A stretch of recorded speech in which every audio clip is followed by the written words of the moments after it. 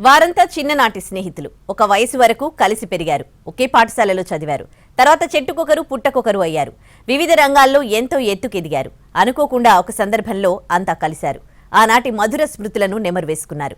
నాగర్ కర్నూలు జిల్లా కొల్లాపూర్లోని రాణి ఇందిరాదేవి విద్యాలయం స్వర్ణోత్సవ సంబరాల్ని ఒకసారి చూద్దాం. నాగర్ కర్నూలు జిల్లా కొల్లాపూర్లోని రాణి ఇందిరాదేవి పాఠశాల కళాశాల స్వర్ణోత్సవాలు అంగరంగ వైభవంగా జరిగాయి. సురభిరాజా బంగ్లాలో స్వర్ణోత్సవ సంబరాలను నిర్వహించారు పూర్వ విద్యార్థులు.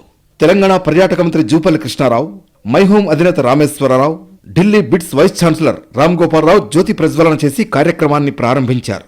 వ్యక్తి తనను తాను సంస్కరించుకుని సమాజ అభ్యున్నతికి కృషి చేయడమే విద్య లక్ష్యమన్నారు మంత్రి జూపల్లి.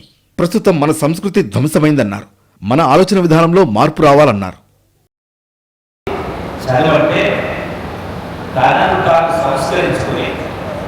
సమాజాన్ని సంస్కరించడం నేర్పేది విద్య. అది జరగాలి, అది కావాలి. ఎందుకంటే ఈనాడు సమాజంలో జరుగుతున్నటువంటి అనేక అనర్థాలకు మూల కారణం మన సంస్కృతి, మన కల్చర్ ధ్వంసమే. అంటే ఆలోచన విధానం మార్పు రావాలి. 3 రోజుల పాటు జరిగిన ఈ కార్యక్రమానికి పెద్ద సంఖ్యలో కళాశాల పూర్వ విద్యార్థులు హాజరయ్యారు. అప్పటి గురువులను సన్మానించారు. అలనాటి జ్ఞాపకాలను నెమరువేసుకున్నారు.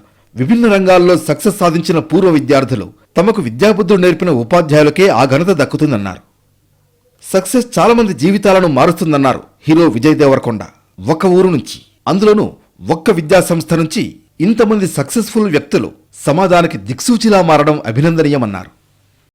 ఆల్ ఇయర్ అలుమ్నై అసలు నేను ఒక్క ఊరు నుంచి ఇంతమంది సక్సెస్ఫుల్ పీపుల్, ఒక్క స్కూల్ నుంచి ఇంతమంది సక్సెస్ఫుల్ పీపుల్ చూద్దాం అసలు షాకింగ్.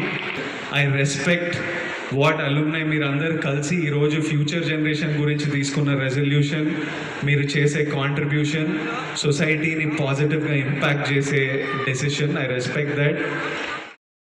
రాణి ఇందిరాదేవి పాఠశాల కళాశాలకు తమ వంతుగా సాయం అందిస్తామన్నారు పూర్వ విద్యార్థులు.